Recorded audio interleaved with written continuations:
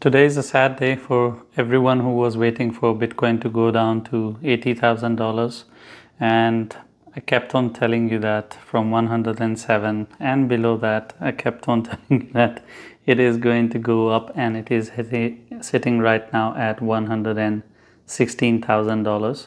Of course, yesterday I told you it was very close to 112. I told you that 112, once it hits that, the next target is 115. 115 is done as well. Of course, right now it is a bit over delivering, but that doesn't matter. All I care about is 115. It has gone up to 116,400, but all I care about is 115. If it closes two daily candles, the first candle is right now in action, and the body of it, I pretty much like it as well.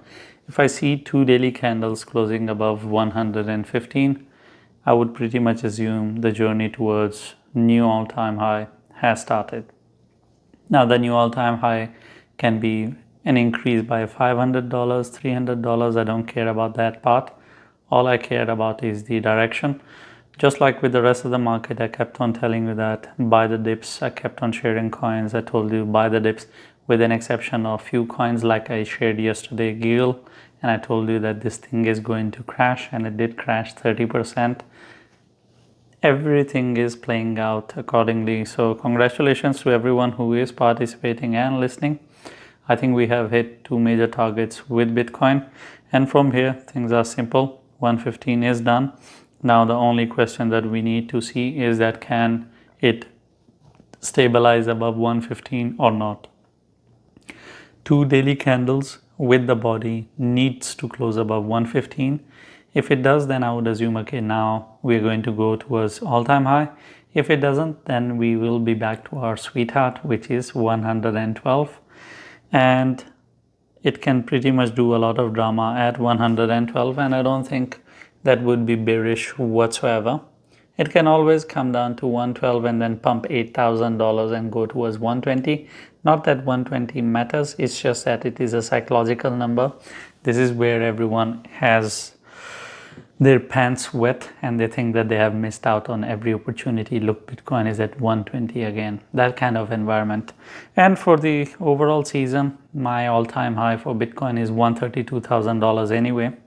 And so far we have not hit it. So it looks like that maybe in November that is going to be the case scenario.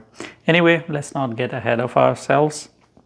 Looking at Bitcoin, even if you look at it on 4 hours, Bitcoin clearly broke out of downward trend. It was under this downward trend continuously and perpetually. And finally, this is close to 112. As you can see, it started breaking out. Of course, this was a confirmation of a breakout. It touched 112, failed, but it kept on holding above the downward trend that it broke and started the uptrend.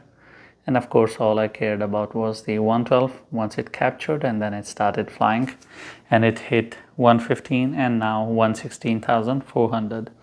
And that's pretty much it. There's nothing else to add to Bitcoin. Bullishness has kicked in. Now money rotation will start. Funds will start flowing into Ethereum, into Solana. Every coin is going to pump, and I'll keep on sharing. I think now 11 coins a day. I'm going to increase the number of coins I share from 5-6 videos a day to 10-11 videos a day. So get excited.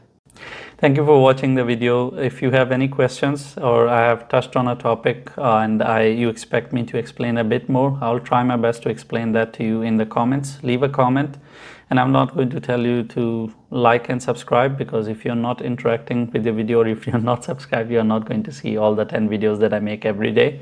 You're going to miss out on it, and I think you are educated enough to understand what to subscribe and what not to, because if you want to miss out on it, then why not? It's for your own good, and you should know better what is good for you.